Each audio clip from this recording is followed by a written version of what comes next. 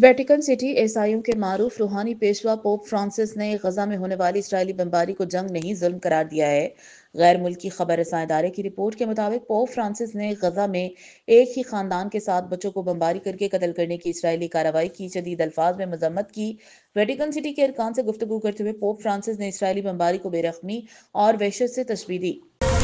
Champions trophy से मुतालिक बड़ा फैसला कर लिया गया।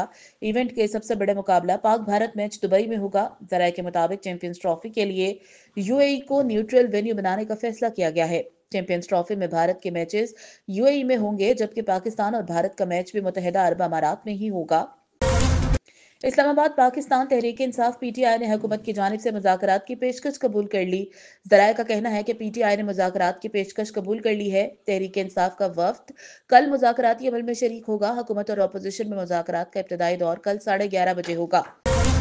Army chief general Asim Munir ने अज़्म का इजहार किया है कि इंशाल्लाह हर किस्म की दहशत गर्दी और इंतहा पसंदगी का खात्मा यकीनी बनाया जाएगा। फौज के शोबा तालुकात आमा एसपीआर के मुताबिक army chief general Asim Munir ने जनूबी वजीरिस्तान के इलाके वाना का दौरा किया, जहां उनको मौजूदा सिक्योरिटी सूरत हाल और इंसदाद दहशत गर्दी पर जामिया ब्रीफिंग दी गई।